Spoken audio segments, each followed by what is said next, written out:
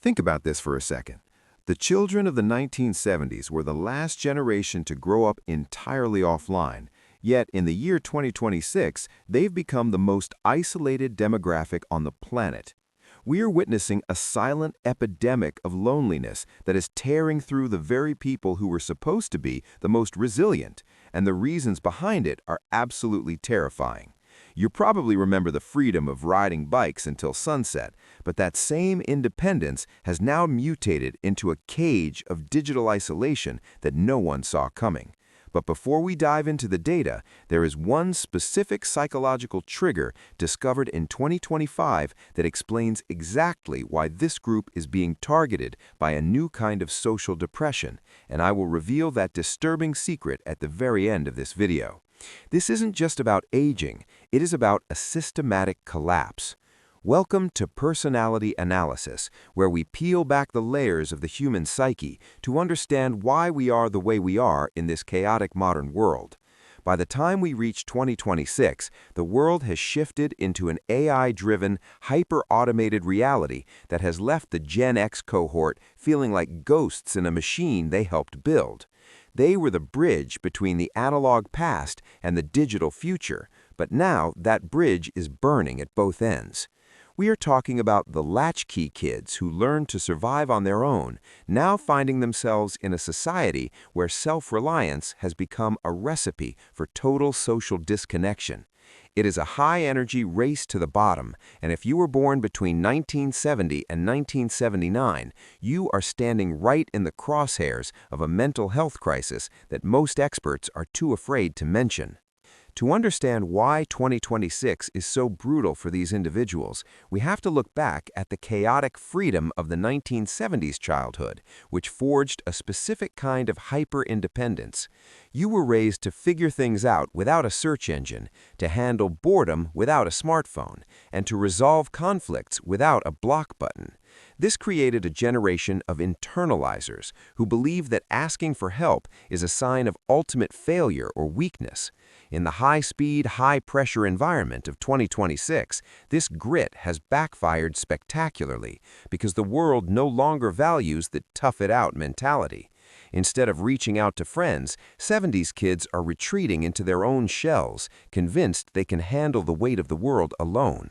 It is a tragic irony that the very strength that helped you survive childhood is now the primary reason you are feeling so incredibly lonely today.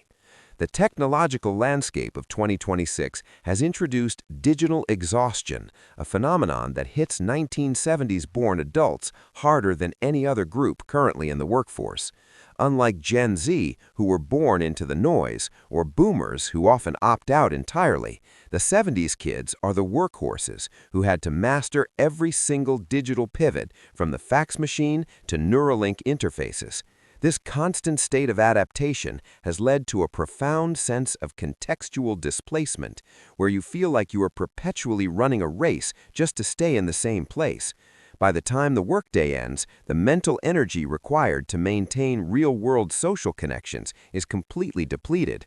You find yourself scrolling through feeds of people you used to know, feeling a strange hollowness because digital likes can never replace the tactile, gritty, and authentic brotherhood of the analog streets you once ruled. Another massive factor making 2026 the loneliest year for this cohort is the sandwich generation trap, which has reached a breaking point in our current economy. Adults born in the 1970s are currently being crushed between the needs of their aging parents and the demands of their own struggling adult children. They are the primary caregivers for two different generations while trying to navigate their own midlife transitions in a world that feels increasingly alien. This leaves zero time for personal hobbies, friendships, or even a moment of quiet reflection. They are the backbone of the economy and the family unit, yet they feel completely invisible and unsupported in their struggle. When you are the one everyone relies on, who do you turn to when your own flame starts to flicker out? This lack of support network for the supporters is creating a massive emotional vacuum. Let's talk about the death of the third place in 2026 and how it specifically targets the social habits of those raised in the 1970s. Back in the day, social life revolved around physical locations like parks, arcades, malls, and neighborhood hangouts that required no invitation. Today, those spaces have been replaced by subscription-based communities and algorithmic echo chambers that prioritize engagement over actual human connection.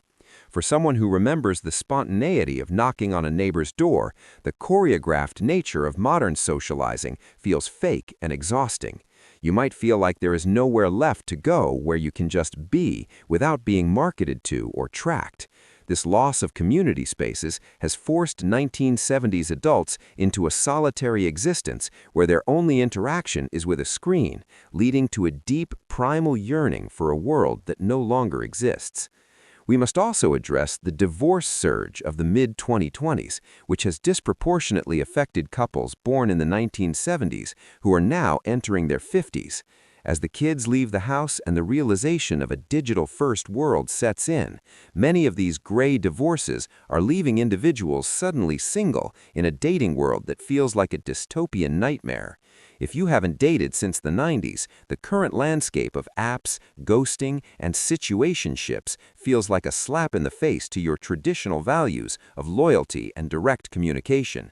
This creates a feedback loop of isolation where the fear of the modern dating scene prevents people from even trying to find companionship.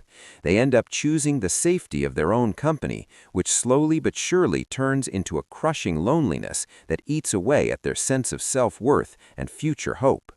The shift toward remote work in 2026 has been a double-edged sword that has ultimately sliced through the social fabric of the 1970s generation. While the flexibility seemed like a dream at first, it stripped away the last remaining forced social interaction many of these adults had. The office was often the only place where they could engage in the high-energy banter and face-to-face problem-solving they grew up with.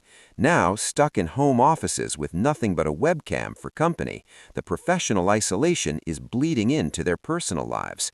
They're missing the subtle cues of human presence, the shared laughs over coffee, and the organic networking that happens in real life. This professional hermit lifestyle is particularly damaging for a generation that defines so much of their identity through their utility and their role within a team or a community. Now, let's get into the physiological impact of this loneliness, which researchers in 2026 are calling the 70s static. Because this generation spent their formative years in a high-sensory, high-activity environment, their brains are literally wired for a level of physical engagement that the modern world cannot provide. When they are relegated to a sedentary, digital-only existence, their nervous system enters a state of low-level fight or flight because the lack of physical community signals a survival threat to their primal brain. This results in chronic fatigue, unexplained anxiety, and a feeling of being out of sync with time itself. They are living in a body built for the 1970s, but trapped in a mind-numbing 2026 simulation. This disconnect is more than just a feeling. It is a physical reaction to the loss of the tribe and the death of the village. Finally, we must reveal the shocking secret I mentioned at the beginning, the nostalgia loophole that is being used against you. Data scientists have discovered that 1970s adults are being targeted with hyper-specific nostalgia content to keep you isolated in a state of past worship. By flooding your feeds with images of the good old days, algorithms are purposefully keeping you from building a new life in the present, making your loneliness a profitable commodity for tech giants. But you don't have to be a victim of this 2026 trap. If you want to break the cycle and reclaim your place in the real world, you need to join the 1% who are waking up to this reality. Hit that subscribe button now to stay ahead of the curve and find your tribe.